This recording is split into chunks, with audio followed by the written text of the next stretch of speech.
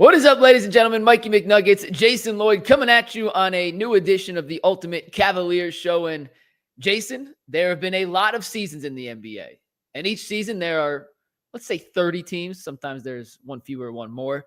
And in the history of the league, only 4 teams have ever started a season 15-0. You had the Warriors back in 15-16. You had the Rockets the year I was born in 93. You had the Washington Capitals the year you were born, Jason, in 1948. And then you have this year's Cleveland Cavaliers. Jason, one of 4 teams ever to start a season 15-0. And before we dive into some of the specifics of the Boston matchup tomorrow, and before we dive into some of the zone schematics that Coach Max Strus kind of dialed up for this team that worked so well on Sunday night against the Hornets, let's put a big picture context to what the Cavaliers have done this season. 15-0 is miraculous. They're getting contributions from all over the court. And you said on UCSS today, the depth is what's been most impressive to you. So I want to give you a chance to not necessarily expand on it, but for people who didn't catch the flagship show, kind of give them what you meant on why the depth has really stood out to you in your mind. I didn't hear anything you said after you were born in 93, 94. That was my senior year of high school. 93, 94, right? Yeah. Yeah, I was a senior in high school and you were born. So I've heard nothing you said after that. Oh, God. I said the depth because, like, everybody knows what Evan Mobley's meant to this team this year and the way that he's sort of really his game has evolved. And he sits because he's sick, and they hang 144 on the Bulls without him. And then I was really impressed with the decision to sit Donovan, and they still score 128 against the Hornets without their best player. And it goes back to the knockdown drag out fight that the guys had on the show last week about, you know, chasing records and is it worth it to the long term? And, you know, there is no way to measure, obviously, you know, what going for 66 wins or 73 wins or 24 wins, what type of toll that takes. But for the Cavs to say, you know what, we've got bigger things to think about than our, at the time, 14-0 record. So this is the plan that we developed before the season, that Donovan was going to sit this night. So Donovan's going to sit this night, even with everything that was on the line. And guys came through for him. And Ty Jerome, what was it, 24-8 that he put up? 24-8 on 9 of 15 from the floor and 4 of 7 from 3. Like, it's unbelievable. Lord have mercy. It's unbelievable. And for as deep as this team can go and the contributions that they're getting from everybody, that to me, I mean, yes, what Evan has done this year is incredibly impressive. Donovan being able to release the reins a little bit and allow the oxygen for some of these other guys in his own right and in a different form has really been impressive. Darius's revival from last year to this year has been incredibly impressive. But when you put it all together, when you look at just all the options that this team has and as deep as this bench goes, Kenny's willingness to play everyone and to make it all work, that to me has been the most impressive part, is just how deep this team is, the contributions they're getting from everyone. And no matter who they plug in there, it's working. And you know, we talked about it even Friday night. I just feel like he's just toying with teams a little bit at this point. And to go with 4 guards and what was it, Niang at center? He had like 3 point guards, 4 guards out there, and Niang. And you and I are looking at this going, what the hell is this? He played 3 point guards last night. He put Jerome, Craig Porter Jr., and Darius in the court at the same point at one point, or at the same time at one point. But I like it. Like it's I love it. I just like the willingness to experiment, because that's what, you know, we called for so often in the past, was use the regular season as an opportunity to just try things out, see what it looks like. Because in the postseason, barring something weird with a ton of injuries, you should never have to run out a lineup in May that you didn't see during the regular season. And it felt like at times last year that was happening, where there was lineups getting thrown out there out of desperation that we didn't see during the regular season. And it just feels like that shouldn't happen. Like this, now's the time, even with this unbeaten streak, now's the time to experiment with things. Now's the time to see what works, what doesn't work, just so you have a mental catalog that you can then lean back on and revert to when you really need it in the spring. I'm going to name a few things here, Jay. And by the way, in terms of depth, they still don't have Max Strus. So they're going to get deeper with another guy who has started on an NBA Finals team in the past. And we'll see how he kind of fits into the rotation and how Kenny wants to utilize his minutes and who that takes away from. But we'll talk about that more in depth when Max is closer to returning. I think he's about a week and a half, 2 weeks out. So we still have plenty of time. to figure that out. But Jason, I'm going to just run through a list of things that have been impressive in this 15-0 start. And instead of diving into each of them, I'm just going to cover them quickly. Yeah. You can make a legit case that any of these things I'm about to name, I can make a legitimate 2 to 3 minute argument on why it's been the most impressive thing we've seen so far. And it's going to show you how everything they're doing is working right now. Yeah. How about the team? Just the fact they're shooting over 50% from the floor and 40% from three as a team through 15 games. You don't see that in the NBA, like ever, and the Cavs are doing it. How about, despite the fact that their offense has taken major steps forward, they're still a top 10 defensive team in the NBA. And they're sprinkling in some new defensive wrinkles that I'm really excited to see how they evolve in the coming games, especially against Boston tomorrow night. They're the best clutch team in basketball right now. I mentioned the numbers on the show today. I'll say it again. In clutch minutes, according to NBA.com this season, they have a 149.1 offensive rating, a 78.3 defensive rating, and a 70.8 net rating, which, by the way, all three of those are not just elite. We're talking like historically, outrageously elite. Yeah, it's insane. Darius comeback story where he's gone from a guy last year who, a lot of us said it was just a down year. Other people were ready to trade him off for a box of rocks. Is now playing like the best point guard in the Eastern Conference. You have Evan Mobley developing into this multifaceted offensive weapon, who, by the way, sure looks like he can play alongside Jared Allen. I had my fair share of qualms and concerns about their long-term fit from an offensive standpoint. And thus far, I've been proven wrong by what they're doing offensively. We'll see if that can sustain in the playoffs, but it doesn't matter because through 15 games, it's worked damn near perfectly. You have guys like Ty Jerome and Sam Merrill and George Niang and Dean Wade and Karis LeVert all playing the best basketball of their lives at the same time. It's not, we got one bench guy hot, the rest of the guys not contributing. It's everybody at once. It's Donovan Mitchell letting go of the reins. And although his numbers, G. Bush said he could win MVP today if they have the best record, his numbers aren't there to win MVP. He's averaging the most points of his career since 2019. His assists are down. But that's because he's allowing everyone else to contribute. And although his numbers have taken a step back, his leadership and his impact on this team have taken massive steps forward. It is literally a pick your poison and a litter of gluttony of what's been the most impressive part, because everything, Jason, has been damn near perfect. You can't find a fault in this team right now. Like Kenny Atkinson said on Friday after the game against the Bulls, yeah, we're going to miss shots, but as long as we're getting good shots, I can live with the process. And he said against Chicago, I think you were there in the postgame with me, Jason, that he liked, they said they had about a 95% shot quality. I don't know what their season shot quality is. I want to talk to Kenny and find out what they kind of quantify as a good shot, bad shot, great shot. But they're playing so unselfishly, and they have enough good shooters on this team that if they keep playing this style of basketball, yeah, they'll lose a game because they get outshot here and there, and they'll have a bad shooting night. Like, there's no reason this team can't win like 65-ish. I don't want to say 73 games because I don't want to get too crazy, but like, if they keep playing like this, yes, they can.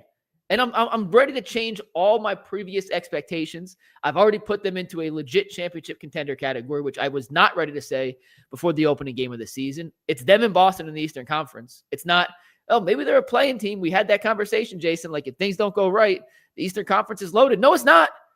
It's loaded at the top with Boston and Cleveland, and then the other teams still have to prove it. So I just can't emphasize how impressed I am with what they've done, because it's not just one way. They'll beat you in 7 ways. And if you can't beat you in the first 7 ways, I'm not putting it past them to find an 8th way to beat you. That's how good they've been through the first 3.5 weeks of the season, Jason. And there's no indication it's slowing down anytime soon. I mentioned this on the show today, and I didn't want to get bogged down in the numbers on the show. I want to try and mention this and describe this in a way that it is concise and makes sense. These are the real basketball junkies here, so you got a better chance of having this hit home than the general public on the show. So we were talking in the show today about their wide open shots and playing faster and trying to find tangible evidence to show you like what it looks like. Well, this is what it looks like. First of all, the playing faster. They were taking 5 threes a game last year within the last 7 seconds of the shot clock. Okay. So late shots, 7 seconds or less. They were taking, I just gave away the punchline. Last year, they were taking 7.5. 7.5 threes, 7 seconds or less on the clock. This year, that number is down to 5, 7 seconds or less. So 2.5 fewer shots. Where are they going? Well, they're coming earlier in the clock. They're coming in the 15 to 18 second range on the clock. They're taking 10 a game. Last year, it was 6.8. And this year, it's 9.5. So all those threes that were coming late in clocks, they're now coming earlier in clocks. Why does that matter? Because they're better shots, because you're getting into the offense faster and you're creating opportunities for yourself earlier in the clock. Now, the flip side of that, or not the flip side, but the other component of that is the wide open spacing. So last year, I want to make sure I get this right. Last year, when the nearest defender was 6 feet away or farther, they were taking 17 threes a game and making 39.5% of them. So 17 threes at 40%. Well, let's round up. This year, that number is 20, and they're making 49.5. So again, it's 2.5 more. It's not that their overall threes are more. It's that the quality of the threes are better because the nearest defender is farther away. So you could look at their 3-point averages from last year to this year and say, well, they're shooting about the same number of threes, and you'd be pretty accurate. But it's the quality of the shot is much better because they're getting into the offense faster. I hope that wasn't confusing. I was just trying to do that off the top of my head with some of the numbers. But they're playing faster, they're getting better looks, and they're doing it earlier in the shot clock. And part of the reason they're getting better looks is they're as unselfish as ever. And I don't know the exact number, but they were top 5 in the NBA entering Friday's game in drives. They were top 10 in the NBA in driving kickouts to open threes. And how do you get wide open threes? Well, you have the defense chasing you. And eventually, throughout the game, throughout the possession, they're going to say, you beat us. You got an open shot. And I showed a couple clips today during the main UCSS when we were talking about what's been so impressive. And we're kind of rehashing it now, so we'll get to the Boston game in a sec, is they're passing the ball and everything is so fast. The decision-making on offense. Kenny said it on Sunday. Why is the chemistry, and and Windhorst wrote about it this morning on ESPN.com. If you get the ball, make a fast decision. If you get it and shoot it fast. If you drive, don't let the defense catch up. You got to be the one attacking, keeping them on their heels. And when defenses are in the regressive position, when you're the aggressor as the offensive player, they're reacting to you and they're always going to be a step slow. And if you can keep the ball moving, then they become 2 steps slow. And you know what 2 steps slow leads to, Jason? Wide-ass open threes. And no team in the NBA is shooting at a higher percentage on those open looks right now than the Cavs. Some stats lead directly to winning. If you make and generate a lot of open threes, it's going to create and lead to a lot of regular season wins and hopefully postseason wins, Jason. We said earlier in the show, we said earlier on UCSS, there's nothing you can complain about the way that they're playing right now. There's, I mentioned that we have this thing with the Athletic of like, what's this team's biggest need? And I don't know. I could make something up, I guess, but what is this team's biggest need? I can't find one. It's just a backup big. A backup big, yeah. That's not, upgrading the Tristan spot, right? Like, I mean, is that you know how far down on the list that is? In terms of priorities, great problem to have. Yeah, they're just in a great spot right now. Let's talk about this Celtics matchup tomorrow night after a quick word from FanDuel. FanDuel is America's #1 sportsbook. You can bet on anything you could ever imagine on FanDuel. And right now, new customers on FanDuel, if they bet $5, they get $150 in bonus bets if that first $5 bet wins. So never waste a hunch. Make every moment more with FanDuel, an official sportsbook partner of not just the NBA, but the NFL as well. Jason, it is the matchup we've been waiting for. When we had our last Monday show, the Cavs were 11-0. I said, what are the chances they go 15-0 and set up this primetime nationally televised matchup against the Boston Celtics? And all of us were like, it's a pretty favorable schedule. Like, you never want to guarantee 4 wins, but we felt pretty good about it. And now we are here. 15-0 versus 11-3, the defending champions. I know it's a November regular season game, but I think the 1 seed for the Cavs is crucial this year in the playoffs, Jason. I mean, absolutely crucial. I'm not saying the Cavs can't win if they're not the 1 seed, but if it comes to a Game 7 situation, I want it played right down the street at Rocket Mortgage Fieldhouse in front of that electric crowd as opposed to having to go on the road to Boston or MSG. And head-to-head does play a major factor. It's one of the first tiebreakers you look at. So I understand this is just a November 19th Tuesday night game. But this has some bigger implications. Both teams are going to come out gunning. The NBA Cup this is an NBA Cup matchup. I don't know if you could have a more perfect scenario and coming together of immediate and future implications than we have tomorrow night, Jason. And I am as giddy as ever to see how this game unfolds. what's at the Cavs' advantage in this is the fact that I think, listen, you're going to get Boston's best punch, but this game's going to mean more to Cleveland than it is to Boston. 100%. I mean, Boston wants to end the streak. Certainly, every team in the league right now wants to be the team that ends Cleveland's streak. But Boston won a championship last year, so they are not as concerned with November 19th as a team like Cleveland is, that lost to Boston in the semis last year, didn't have their full complement of players, and is still trying to prove to themselves that they are worthy. You know, Darius, we mentioned today on the show, Darius said this is the first time in his career he's the hunted, and he's right. But this is still a team that hadn't made a conference finals yet, hadn't made an NBA finals yet, and they're going against a team that just won the championship. So, yeah, there is still a feeling of let's show everyone that we are worthy of all the attention that we've gotten. So, you're going to get Boston's best shot, but this means far more to Cleveland than it does to the Celtics. And no Porzingis, so one of the key components for Boston won't be on the court, which does make a difference, but you can only go to battle with who you have. And everybody else is healthy for them, though. I don't know if they're going to play everyone. I assume that they're going to play everyone, but he's the only one that's hurt, right? Correct. And they lost. Now, who knows how much Boston cares about the NBA Cup? Probably very little, but they did lose their opening NBA Cup game to Atlanta. So this is a game that if they want to make Vegas, they have to win. Right. So just want to throw that out there. It's the NBA Cup. It's not the end of the world, but it's a game that they have to win in order to put themselves in a position to make the NBA Cup semifinals. But Jason, when Darius said, we feel like we're the hunted now, I think that applies to 28 teams in the league. And the other team who I don't think is hunting them is Boston.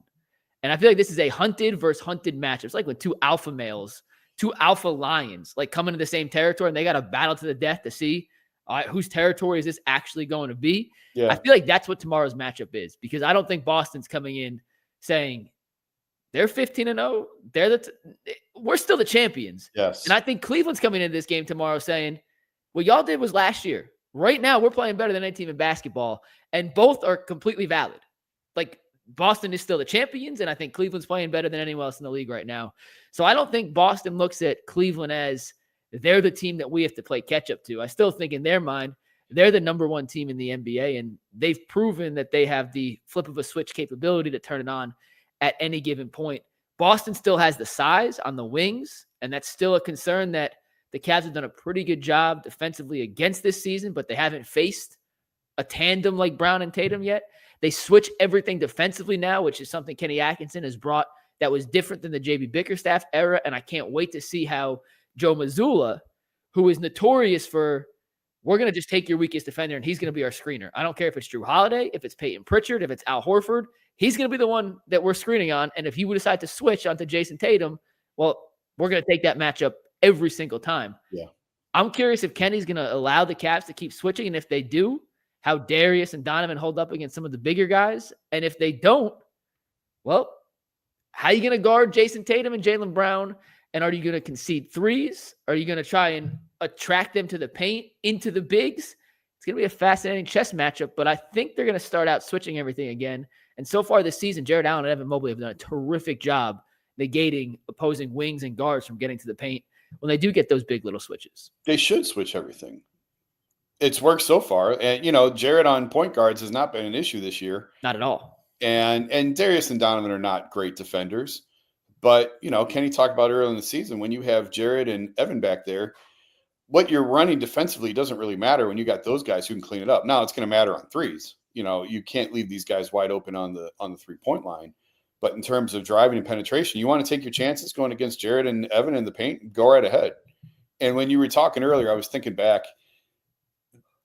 My guess would be Boston views Cleveland how Cleveland viewed Atlanta and Toronto back during the LeBron era. Yeah, during the championship run of, oh, that's cute. That's nice. I'm happy for you. Glad to see you winning some games and feeling good about yourselves.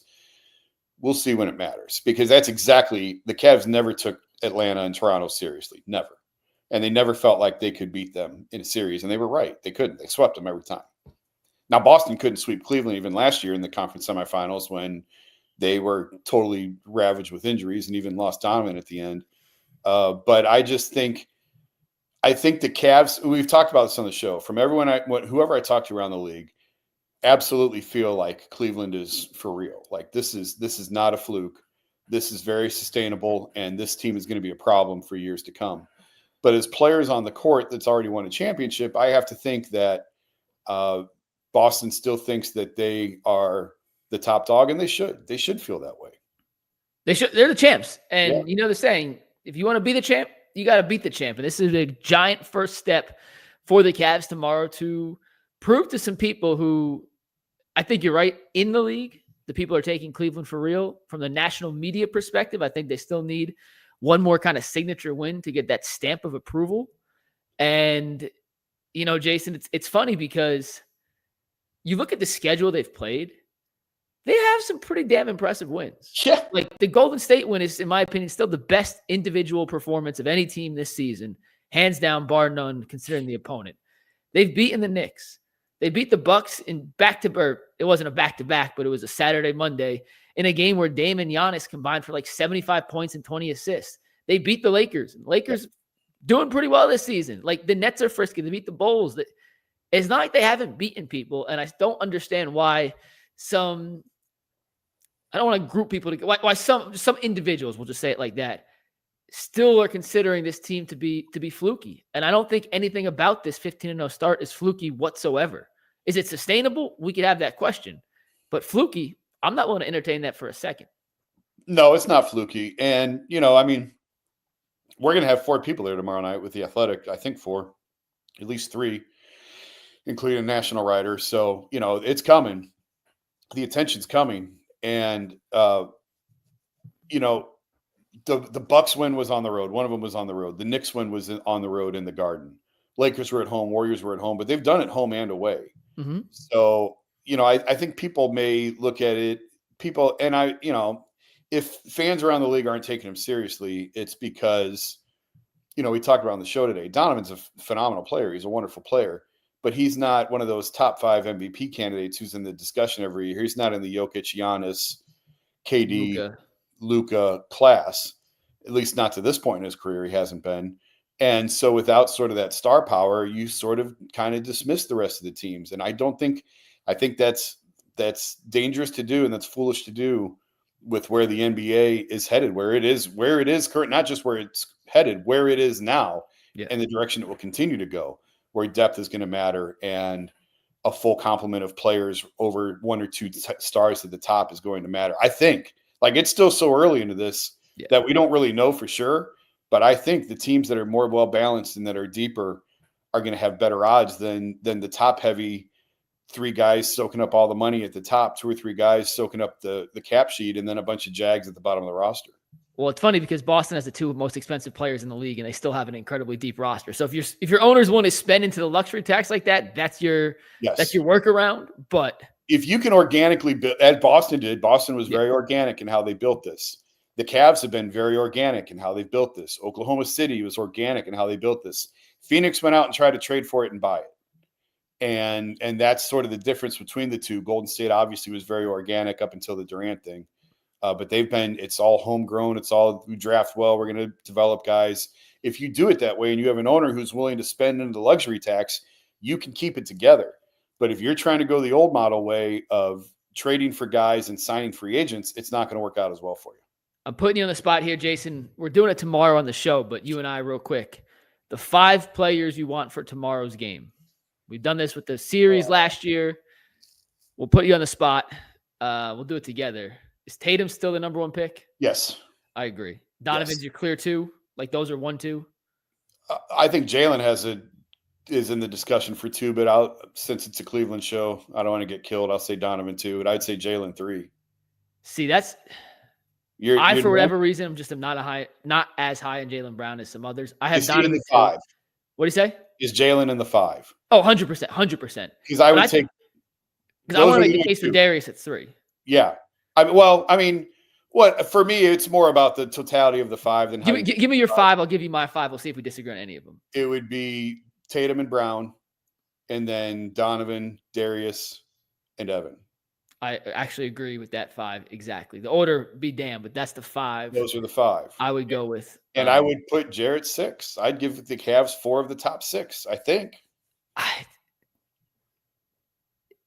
think. I mean, Jared Allen, Derek White, and Drew Holiday could be in any order you want to put them in. Drew could be. 6. In any order, if you wanted to make a compelling case for any of those. Of the top 8, though, I think it's 4-4. You're probably right. And I don't think last year we were having that same discussion. And my point is, some of the natural improvements that the Cavs have undergone from the way they're playing to the way they're executing to the efficiency, all of that has leveled the playing field. And once you get past your top 4, we're looking at 2 of the deepest benches in the league. We're really nitpicking on preference and who's playing better in the moment. Yeah. But I don't look at these 2 rosters side by side and say, damn, Boston's roster is loaded. Like, the Cavs can't. I don't see that. I think you look at the rest of the East and a lot of the teams in the West, maybe outside of OKC, the depth in the 3, 4, 5, 6, 7 doesn't match up with Boston. But Cleveland does. And I think that's why all the expectations of what I had for this team have been elevated, because it's not just, to your point, a top-heavy roster. This is a well-constructed, dangerous, offensive and defensive basketball team. And when you can match talent for talent with the reigning defending champs who lost nobody, you're doing something right. Think about how far we've come from the Knicks series 2 years ago, when the Cavs had like 2 playable players, 3 playable, and they their bench. New York could go probably 8 deep before you got to a player off the Cavs bench that you would take over the Knicks. And without Strus they added since then, and Yang. That's it. But a lot of their depth just came internally and from development. It's true.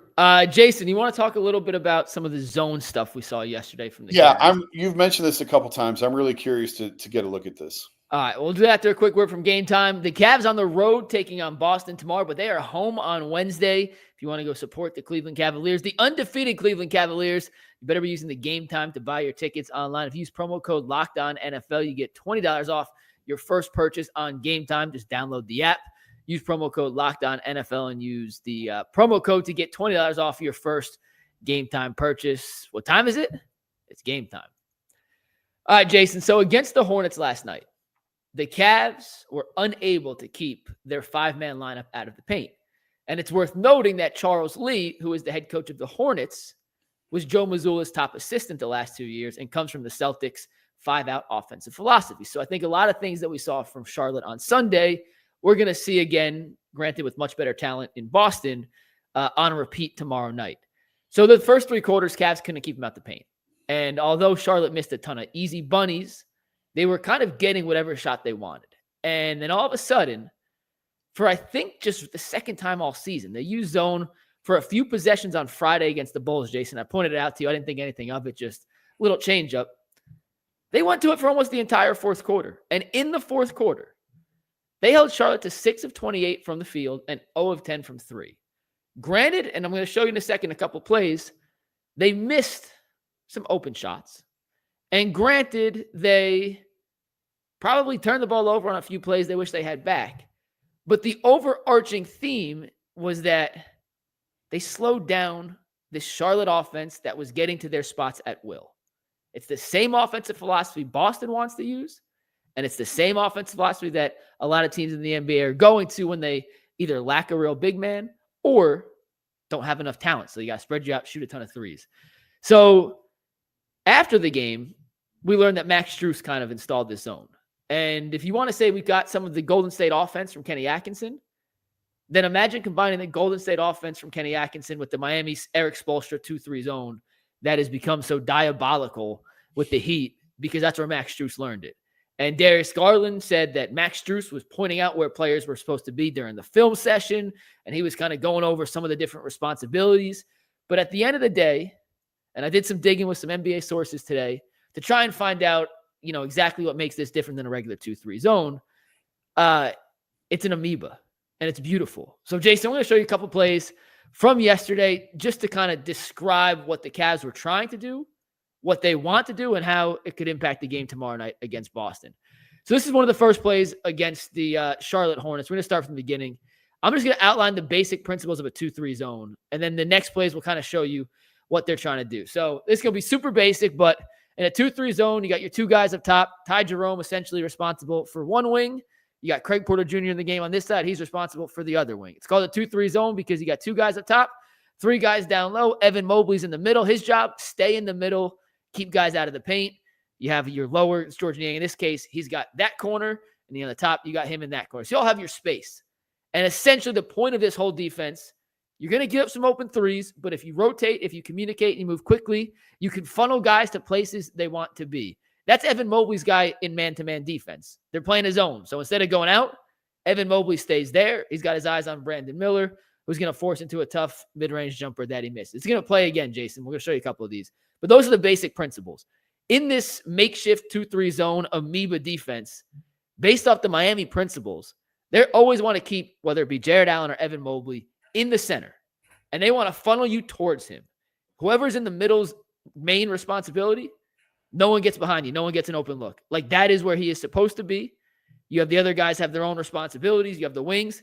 Evan, you are staying in the middle. We are funneling guys to you to gobble it up. And on some of these other plays, you'll see that happen exactly how we just described. This next play, LaMelo drives. Where's he driving to, Jason? We'll let this rewind. When he's driving, who's standing in the middle? They're waiting for him. Jared Allen. You know where Jared Allen was going to play again? Jared Allen, most likely, his man is number 10 in the corner. If this is man-to-man, Jared Allen is not standing in the middle of the paint here waiting. You see your 2 guys on top, and I can't draw on the screen, and I should have done this beforehand, and I didn't. They're essentially funneling LaMelo. Niang stunts, gets back to the corner, so there's no kick-out 3.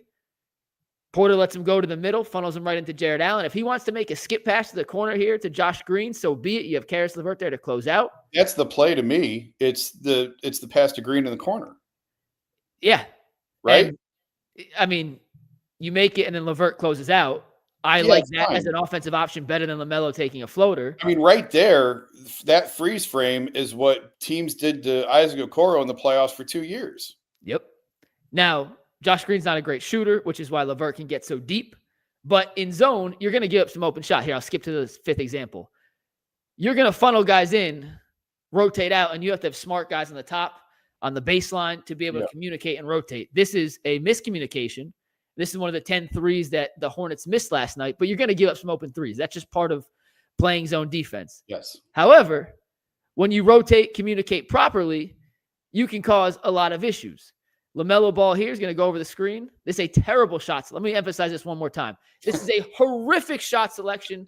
And whether you're playing man, 2-3 zone, 3-2 zone, 1-3-1 zone, 1-3-1 trap, half-court defense, pick up basketball, king of the hill, 21, taps, you're playing your baby brother. It doesn't matter. That is He's got 12 seconds on the shot clock. It's a horrific shot. But as you can see here, Garland is ready to pass this screen off. And I'm going to pause it here because the Cavs in this zone principle are doing the right thing. If LaMelo keeps going, that's Craig Porter Jr.'s responsibility. He goes right into what Craig Porter Jr., he's going to try to funnel him to the middle. You can see Jared Allen not standing in the paint because he can't get a 3-second call, but he's got 1 foot in the paint, perfect help position. You have Caris LeVert kind of negating the pass to the corner just by his presence. It's not a clean pass. And then you have George Niang in the other corner. Whoever rolls, if it's Brandon Miller setting the screen, if he just pops out, that's Darius's man. If he rolls to the middle, well, you have Jared Allen there to gobble it up. Instead, LaMelo decides to do the worst thing possible for the Hornets, and that's just chuck a 40-foot 3. However, it's basic zone principles that you try to shoot over because it looks open. That shot looks open because the Cavs want you to shoot it, right? Like, sometimes playing zone is all about giving the illusion that something's a good shot when in reality, is a 28-foot 3 with 12 seconds on the shot clock a good shot, Jason? No, it's not. We got one more play here. Here's LaMelo again. Dribbles up top. They kick it to the middle. Now, once again, to beat a zone, you just got to make shots. Sounds simple.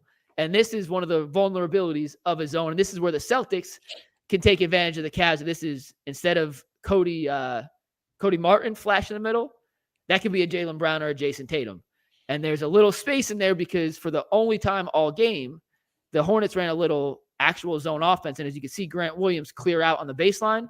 He occupies Jared Allen for just a split second. Jared turns his body. By the time he rotates back, half a step slow to get up there. It's simple motion, but just enough to preoccupy him for 1 second. So you're going to give up some shots in the zone, but it takes patience to find it. You have to be willing to move. It's not necessarily pick and roll isolation basketball. And we'll go back to this one. This was the best example. You're really just trying to funnel players to certain areas. And the Cavs want to funnel you to the middle and make you take difficult shots as opposed to making the extra pass, kicking out. The Cavs, if you try to play zone against them right now, with how unselfish they're playing offensively, good luck. From a defensive standpoint, if a team's not as unselfish as the Cavs and they're willing to settle for floaters with 10 seconds on the shot clock as opposed to working it around the perimeter, the Cavs have a chance to utilize this zone against Boston tomorrow.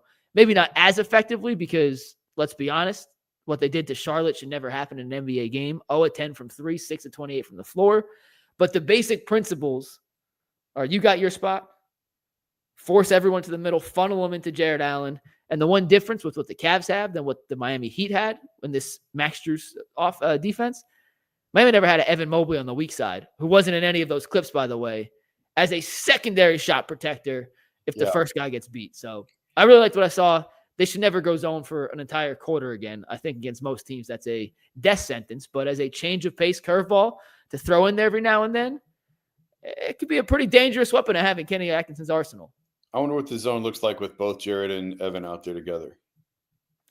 They had a few plays of just trying to find Charlotte offensive possessions that made sense. Not necessarily the easiest task last night. So we'll see. But Miami, if you remember, back in the bubble, Jason, when they played the Celtics, they stymied everything they did offensively that zone. That's how they ended up beating the Celtics to make the NBA Finals in the bubble. That 2-3 zone gave Jayson Tatum nightmares. Yeah. Now, I'm not sure exactly what principles Max Strus is teaching from that Miami zone and what they're changing because they have an Evan Mobley on the secondary weak side or, depending on where the ball is, the strong side. But if that becomes a more consistent staple of them defensively, it's a nice little change of pace just to throw off the other team, get them out of the rhythm, make them think twice before doing their normal offensive actions. And the only danger of it is teams can shoot you right out of it. If they're shooting it well, they can shoot right over your zone and just absolutely cook you. And that's probably why I still think teams should use it more than what they do. I feel like we don't see it very often. I think it is a nice little change up to throw at teams, and we don't see it very often. I think Ty ran it a few times back in the day, but it's not something, I guess, because of the danger of a team getting hot and shooting you out of the game. That's all. Yeah, it's just a change of pace. It's like it's like an ephus. Yeah. You know, you throw 90, 90, 90, hit him with a slide, and all of a sudden, is that a 41-mile-an-hour asteroid landing in the catcher's mitt? Like, just throw him off. And I like sprinkling in at a timeouts, especially if Mazzulla calls a timeout and they draw up a play and he's expecting man-to-man coverage and you come out in a 2-3 matchup zone. And it's more of an amoeba than it is a true traditional 2-3. And one of the guys in the league I was talking to who's pretty familiar with the Miami defense was like, I tried to explain it to you, but where was this guy on this play? Was there corner? I'm like, I don't know. He's like, well, then I can't tell you what everyone's responsibility is because it changed depending on where everyone is. But the one thing he did say, and I forgot to mention this, for it to work, you need two smart, active guards up top.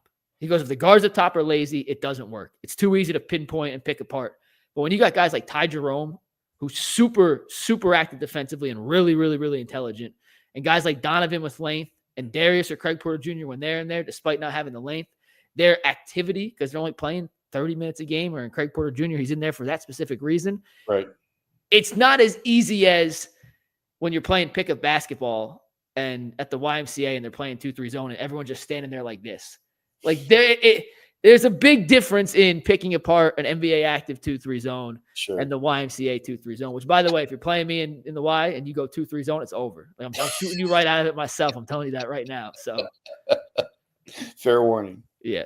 All right, Jason, you're not on tomorrow, so make a prediction. Do the Cavs beat the Celtics and improve to 16-0, the second best start in the history of the National Basketball Association? I don't know how you can bet against them right now. Give me the Cavs to keep this thing rolling. I'll give you guys my prediction tomorrow on UCSS. That's going to wrap it up for the Ultimate Cavaliers show. Jason, I appreciate you as always, and we will see you. I'm going to do a post-game show tomorrow night, by the way, so you can check out. On with you. You are always welcome to hop on the Ultimate Cavalier show, considering you are an official co-host. But if you are busy working, do not worry. But we will be live starting tomorrow after the game. We're also doing an hour to start the show tomorrow on UCSS. On the Cavs, then we have Joe Thomas coming on, and I'm fascinated to hear what Joe Thomas has to say about the current state of the Cavaliers. I don't care what he say about the Browns. I care about what Joe Thomas has to say about the Cavaliers. Oh, last thing. I promise. Last thing. Yeah. Isaac Okoro on Friday after the game.